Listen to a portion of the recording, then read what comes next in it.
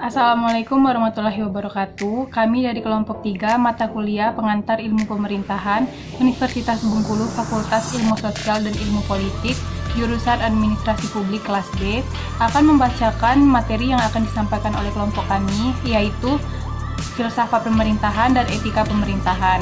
Sebelumnya saya memperkenalkan diri. Perkenalkan, saya Tiara Gading Kencana, NPM D1D020074 sebagai moderator, dan 5 anggota lainnya yaitu Andrian Febriansyah, Amelia Auksajayani, Rauda Razita, Rahmat Hidayat, dan Jessica Anestaria.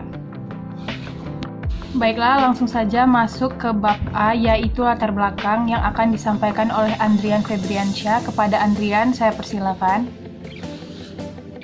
Assalamualaikum warahmatullahi wabarakatuh. Perkenalkan, nama saya Andrian Febriansyah. Di sini saya akan menjelaskan mengenai latar belakang filsafat pemerintahan. Jadi, titik berat pembangunan yang dilakukan oleh negara-negara yang sedang berkembang pada umumnya itu terjadi pada bagian ekonomi. Dalam artian usaha-usaha yang dilakukan secara cepat untuk menghasilkan suatu perubahan yang terlihat jelas.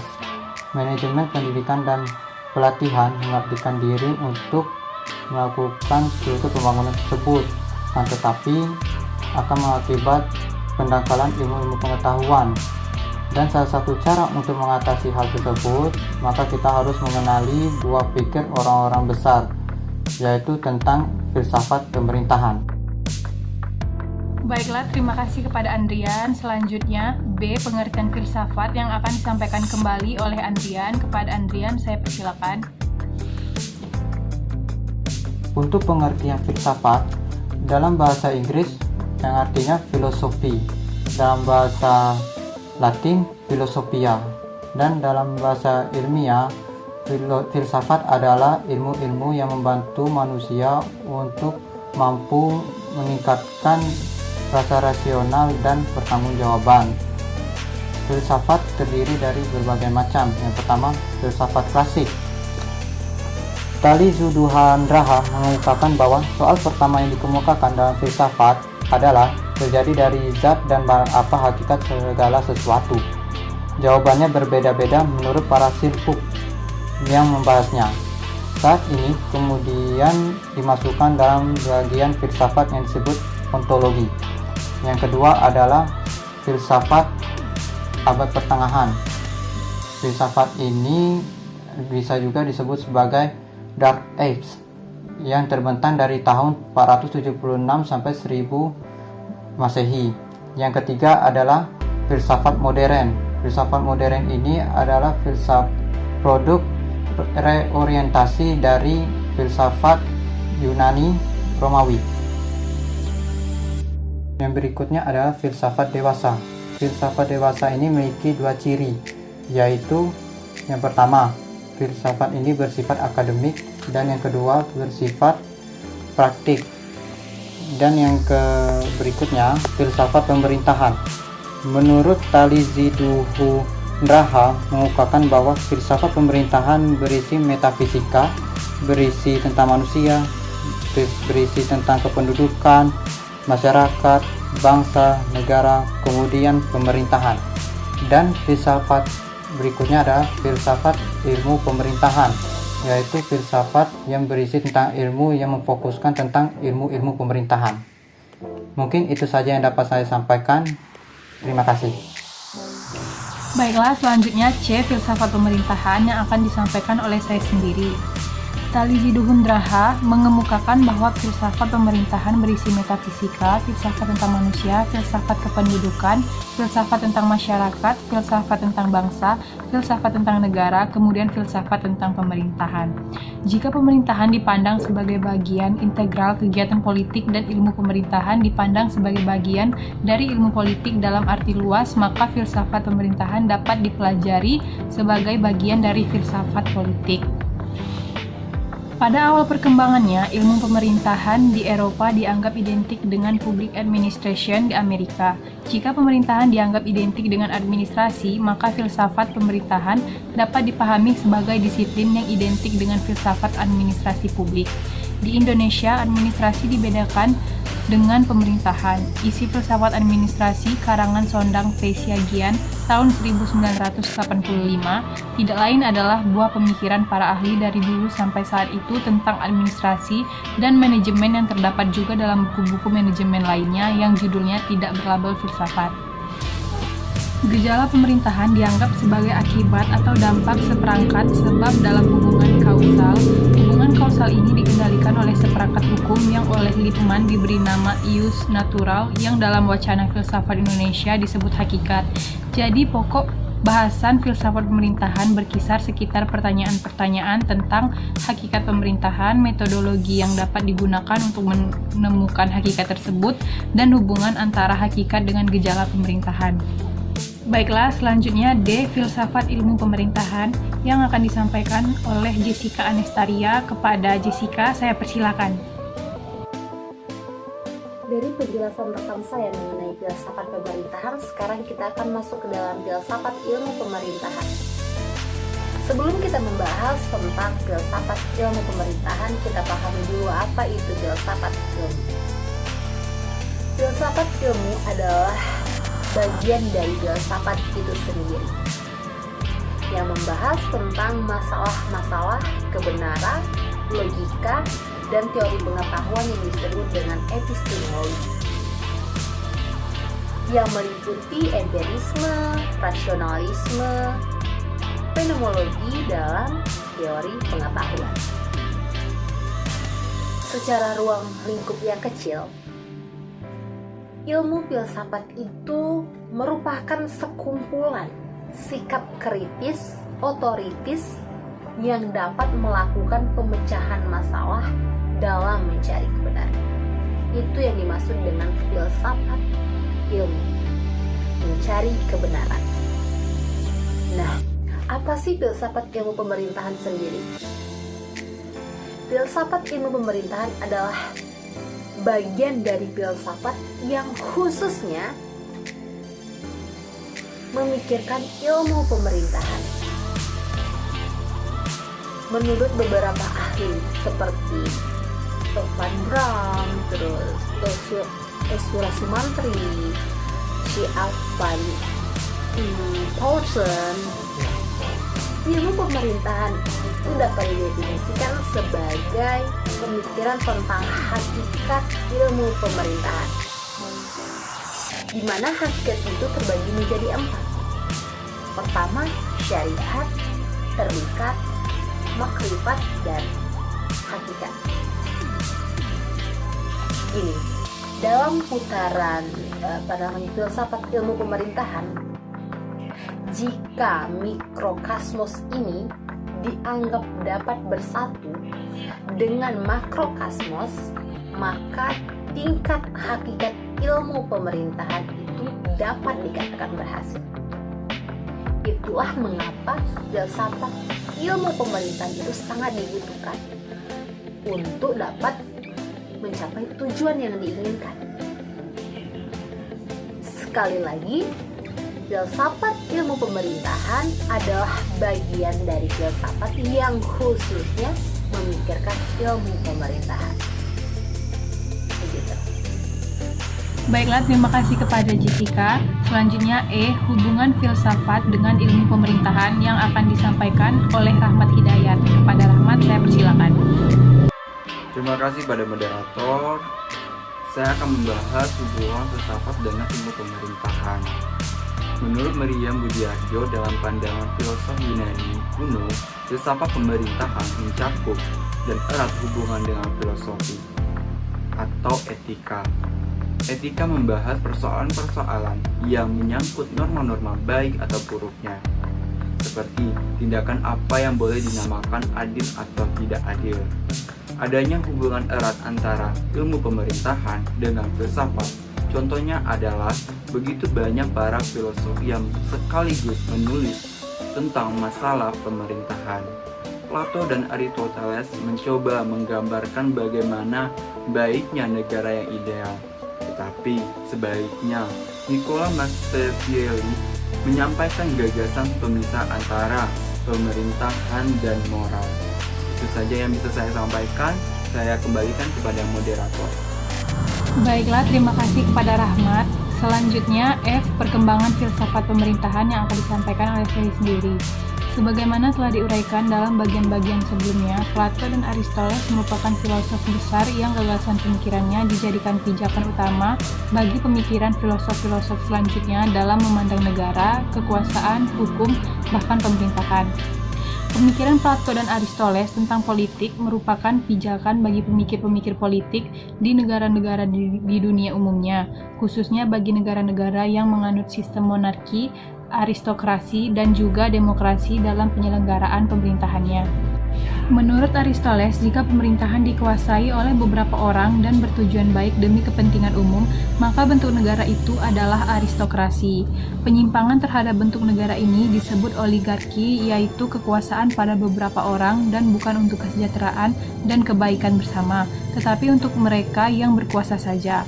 Kemudian jika kekuasaan terletak di tangan banyak orang atau rakyat dan bertujuan demi kepentingan umum semua masyarakat, maka bentuk negara itu adalah politeia. Tetapi jika negara dipegang oleh banyak orang, miskin, kurang terdidik, anarkis, dan lain-lain, dan bertujuan hanya demi kepentingan mereka, maka bentuk negara itu adalah demokrasi. Demokrasi seakan memiliki konotasi negatif dan Aristoteles tidak menyebutnya sebagai bentuk negara ideal. Berbeda dengan Plato yang menentang hak milik, Aristoteles membenarkan adanya hak milik individu. Hak milik penting karena memberikan tanggung jawab bagi seseorang untuk mempertahankan keberlangsungan kehidupan sosial. Hak milik juga memungkinkan orang untuk berusaha memperbanyak akumulasi kapital dan menjaga hartanya dengan baik. Dari gagasan untuk mempertahankan kekayaan itulah kemudian timbul gagasan bagaimana menciptakan sistem keamanan negara. Orang-orang kaya akan memiliki perhatian serius terhadap keamanan negara karena itu menyangkut kepentingan pribadinya. Demikianlah inti pemikiran dari dua orang filosof besar dunia yang gagasan-gagasannya menjadi pijakan dan dikembangkan oleh filosof-filosof atau pemikir-pemikir selanjutnya seperti Thomas Aquinas, Machiavelli, Immanuel Kant, Calvin, Montesquieu, John Locke, Thomas Hobbes, Rousseau, Hegel, Marx, dan sebagainya, terutama gagasan tentang politik yang tidak dapat dilepaskan dari unsur-unsur negara, kekuasaan, hukum, dan pemerintahan. Baiklah, selanjutnya G. Etika sebagai bagian dari filsafat yang akan disampaikan oleh Amelia Oksajayani. Kepada Amel, saya persilahkan. G. Etika sebagai bagian dari filsafat. Etika termasuk ke dalam lingkungan filsafat. Filsafat dalam arti ilmiah merupakan ilmu yang membantu manusia untuk mampu bertindak secara lebih rasional dan bertanggung jawab. Filsafat tidak menawarkan segudang pemecahan masalah, melainkan membantu sikap generasi baru untuk menghadapi sendiri-sendiri masalahnya. Filsafat menyangkut suatu penilaian dan penghayatan yang setiap zaman baru akan mendapat urgensi, orientasi, warna, dan keacuan yang baru, dan melalui metode-metodenya selalu akan dikemukakan kembali. Sebagai usaha ilmiah, filsafat terbagi ke dalam dua cabang utama, yaitu filsafat teoritis dan filsafat praktis. Filsafat teoritis mempertanyakan seperti apa manusia itu, alam itu, apa hakikat realitas sebagai keseluruhan, apa itu pengetahuan, dan sebagainya. Sedangkan filsafat praktis membahas bagaimana manusia harus bersikap terhadap apa yang ada itu. Filsafat praktis inilah yang disebut sebagai etika. Etika mempertanyakan tanggung jawab dan kewajiban manusia. Etika khusus terbagi lagi ke dalam dua kategori, yaitu etika individual dan etika sosial. Etika individual mempertanyakan kewajiban manusia sebagai individu, terutama terhadap dirinya sendiri dan melalui suara hati terhadap Tuhan. Etika sosial lebih luas dari etika individual, karena hampir semua kewajiban manusia berkaitan dengan kenyataan bahwa manusia merupakan makhluk Tuhan. Bertolak dari itu, etika sosial membahas norma-norma moral yang seharusnya memerlukan sikap dan tindakan antar manusia. Etika sosial memuat banyak etika khusus mengenai wilayah-wilayah kehidupan manusia tertentu, termasuk norma-norma moral yang berlaku dalam hubungan satuan-satuan kemasyarakatan yang berlembaga, seperti etika keluarga, etika berbagai profesi, etika pendidikan, etika politik, dan juga etika pemerintahan. Percabangan filsafat tersebut dapat kita lihat di bagian berikut ini ya. Baiklah, selanjutnya H. Etika dan ajaran moral yang akan disampaikan kembali oleh Amelia Oksajayani. Kepada Amel, saya persilakan. etika dan ajaran moral. Sebelum kita membahas tentang perbedaan etika dan ajaran moral, marilah kita mengerti terlebih dahulu apa arti kata moral. Moral manusia dapat dilihat dari berbagai segi, misalnya segi profesi, dokter, dosen, dan sebagainya. Baik atau buruk penilaian suatu segi-segi atau sektor tertentu dari manusia. Misalnya sikap jujur, rendah hati, dapat dipercaya, selalu bersikap adil adalah penilaian yang bersifat moral, yaitu penilaian yang menyangkut seseorang sebagai manusia. Kata moral selalu mengacu kepada baik buruknya manusia sebagai manusia. Bidang moral adalah bidang kehidupan manusia, dapat dilihat dari segi kebaikannya sebagai manusia. Norma-norma moral atau aturan-aturan moral adalah tolak ukur untuk menentukan betul salahnya sikap dan tindakan manusia dilihat dari segi baik buruknya sebagai manusia dan bukan sebagai pelaku peran tertentu atau terbatas. Norma-norma itu ada dua macam. Yang pertama, norma khusus, yaitu norma yang hanya berlaku dalam bidang atau situasi khusus. Misalnya aturan agama yang hanya mengatur penganut agama itu, peraturan tertentu kampus, aturan-aturan progresi yang seringkali diterjemahkan sebagai etika bidang-bidang tertentu seperti etika pegawai negeri dan etika kedokteran. Yang kedua, norma umum. Ada 3 macam norma umum, meliputi yang pertama norma sopan santun, 2 norma hukum, dan 3 norma moral. Etika berbeda dengan ajaran moral. Ajaran moral adalah wejangan-wejangan khotbah, patokan-patokan, peraturan-peraturan tentang bagaimana manusia harus hidup dan bertindak agar ia menjadi manusia yang lebih baik. Sumber langsung ajaran moral dapat berasal dari berbagai orang, seperti orang tua, pemuka agama dan masyarakat, tulisan-tulisan bijak, dan sebagainya.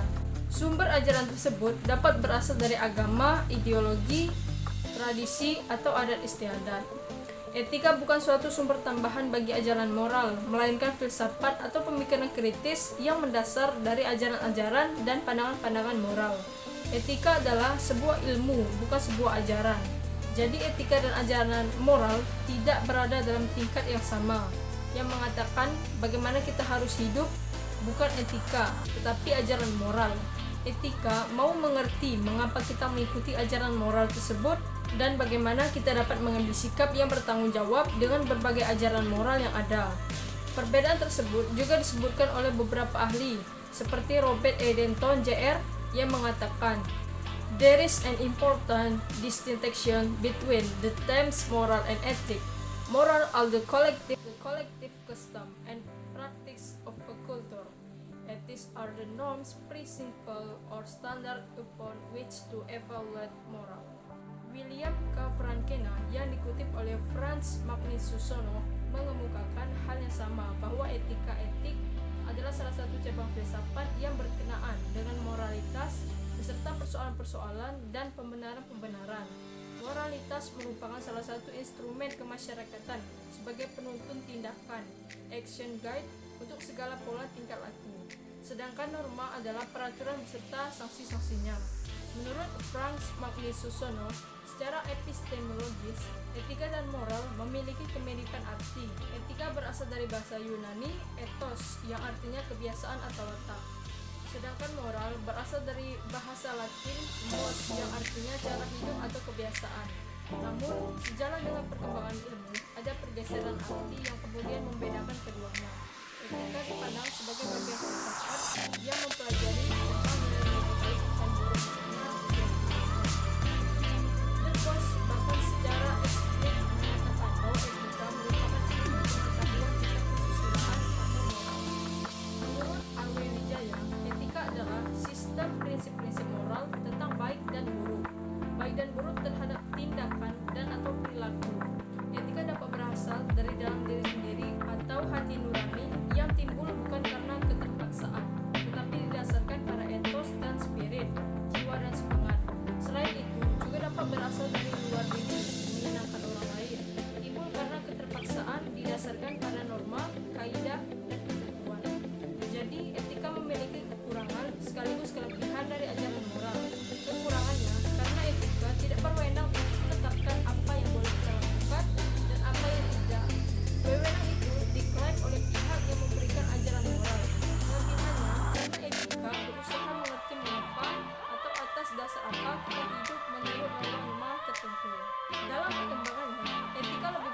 dikaitkan dengan prinsip-prinsip moral yang menjadi landasan bertindak seseorang yang mempunyai profesi tertentu, seperti etika kedokteran, etika jurnalistik, etika hukum, dan sebagainya. Semuanya menunjukkan pengertian akan pentingnya asas moral dalam suatu profesi. Baiklah, terima kasih kepada Amel. Selanjutnya I, alasan perlunya etika dalam pemerintahan yang akan disampaikan oleh Raudah Razita. Kepada Raudah, saya persilakan. Assalamualaikum warahmatullahi wabarakatuh. Perkenalkan, nama saya Raudah Razita, NPMD 1D020090. Di sini saya akan menjelaskan tentang alasan perlunya etika dalam pemerintah dan konsep-konsep dalam etika pemerintah. Yang pertama, saya akan menjelaskan alasan perlunya etika dalam pemerintah. Ada 4 alasan. Yang pertama, kita hidup dalam masyarakat yang semakin pluralistik dan dihadapkan pada beragaman tatanan normatif. Yang kedua, gelombang modernisasi telah berdampak kepada proses transformasi masyarakat dalam segala segi kehidupan. Yang ketiga, proses transformasi sosial yang begitu cepat yang menawarkan ideologi-ideologi sebagai obat penyelamat. Yang keempat, etika oleh kaum agama yang harus saling menghargai satu sama lain. Baiklah, selanjutnya J, konsep-konsep dalam etika pemerintahan yang akan disampaikan kembali oleh Raudah Razita. Kepada Raudah, saya persilakan. Konsep-konsep dalam etika pemerintahan. Joseph Ribukaho mengemukakan bahwa pemerintahan adalah segala kegiatan atau usaha yang terorganisir, bersumber pada kedaulatan dan kemerdekaan yang berlandaskan dasar negara mengenai dasar dan wilayah negara untuk mewujudkan tujuan negara. Terima kasih. Wassalamualaikum warahmatullahi wabarakatuh. Baiklah, terima kasih kepada Raudah. Selanjutnya K, tujuan etika pemerintahan atas negara atau tugas negara yang akan disampaikan oleh Jessica Anistaria. Kepada Jessica, saya persilahkan. Sekarang kita masuk ke dalam tinjauan etika pemerintahan atas negara atau tugas negara. Sebelum kita masuk ke dalam etika pemerintahan, sebenarnya apa sih tinjauan itu? Tinjauan itu yaitu melihat, meneliti, menarik kesimpulan, pandangan terhadap sesuatu masalah atau suatu masalah. Nah, apa sih etika pemerintahan? Etika pemerintahan itu merupakan ajaran untuk berperilaku yang baik dan benar, sesuai dengan nilai-nilai keutamaan yang berhubungan dengan hakikat manusia. Itu yang dimaksud dengan etika pemerintahan. Akan tetapi sebenarnya etika pemerintahan itu meliputi etika aparatur pemerintah dalam bernegara, dalam berorganisasi, bermasyarakat, terhadap diri sendiri, bahkan terhadap sesama aparatur yang wajib dilakukan oleh aparatur pemerintah. Jadi, apa sih yang dapat kita tarik dari tujuan etika pemerintahan negara ini, atas negara ini? Tujuan etika pemerintah atas negara itu berfungsi mengawasi sistem kerja pemerintah atas tercapainya tugas negara sesuai dengan fungsi dan tujuannya. Itulah fungsi dari tujuan etika pemerintahan atas negara. Contohnya seperti negara Indonesia. Sebagai salah satu negara yang berdaulat, yang di mana Indonesia memiliki tujuan negara yang tercantum dalam teks pembukaan Undang-Undang Dasar 1945 alinea keempat yang berbunyi 1. Melindungi segenap bangsa Indonesia dan seluruh tumpah darah Indonesia. Itu poin pertamanya. Yang kedua, memajukan kesejahteraan umum. Dapat kita lihat bersama. Yang ketiga, mencerdaskan kehidupan bangsa. Yang keempat, ikut melaksanakan ketertiban dunia yang berdasarkan kemerdekaan, perdamaian abadi, dan keadilan sosial. Semua itu merupakan tugas negara Indonesia yang harus dijalankan oleh pemerintah, bahkan masyarakat. Jadi, pada poin ini yang membahas tentang tujuan etika pemerintahan atas negara atau tugas negara ialah apa? Yaitu untuk melakukan penelitian, mengetahui bagaimana melakukan prosedur yang terjadi di dalam negara, akan tugas-tugas negara. Semua ini dilakukan untuk tercapainya tujuan yang efektif dan efisien dalam menjalankan tugas negara. Ya, terutama di contohnya tadi, negara Indonesia. Begitu. Baiklah, terima kasih kepada Jessica. Selanjutnya, L. Etika Pemerintahan dan Lembaga Eksklusif yang akan disampaikan oleh Rahmat Hidayat. Kepada Rahmat, saya persilakan. Terima kasih pada moderator. Kali ini saya akan membahas tentang etika pemerintahan dan lembaga eksekutif. Dalam bagian ini akan dikaji beberapa hal penting menyangkut lembaga eksekutif, khususnya berkenaan dengan perilaku aparat publik dalam menerjemahkan kepentingan rakyat dalam proses pembuatan maupun pelaksanaan berbagai kebijakan. Dalam membuat kebijakan atau mengambil tindakan, dengan mempertimbangkan tidak semua kebijakan atau tindakan yang diambil itu akan memuaskan semua pihak, maka paling tidak ada dua aspek yang senantiasa perlu diperhatikan oleh aparat publik, yaitu sebagai berikut. 1. Aspek lazim. Aspek yang memperhatikan pentingnya suatu kebijakan atau tindakan aparat publik yang memperhitungkan kepentingan banyak pihak, mandat legislatif dan kesejahteraan publik serta kesesuaian dengan pelaksanaan tanggung jawab atas aparat publik. 2. Aspek terbatas.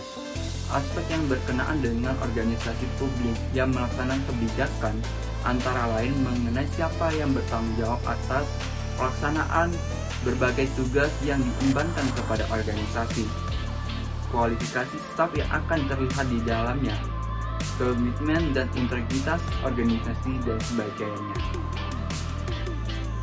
Untuk mengendalikan berbagai praktik etis pemerintahan dapat dilakukan dengan penerapan berbagai hukum, undang-undang, dan kode etik. Pada hakikatnya, penerapan berbagai peraturan tersebut ditunjukkan untuk memperkuat komitmen aparat publik atas tugasnya sebagai abdi negara dan abdi masyarakat yang jujur dan loyal dan bertanggung jawab. Secara umum, beberapa prinsip umum yang dapat dijadikan patokan untuk maksud tersebut antara lain: 1. Yaitu prinsip pemerintahan terbuka. 2. Prinsip laporan kekayaan. 3. Prinsip pentingnya peraturan yang jelas tentang konflik kepentingan. 4. Prinsip keberadaan peniup fluid. 5. Pentingnya keberadaan inspektur jenderal. 6. Prinsip perbatasan pasca ikatan dinas. 7. Kode etik. Itu saja yang bisa saya sampaikan. Saya kembalikan kepada moderator.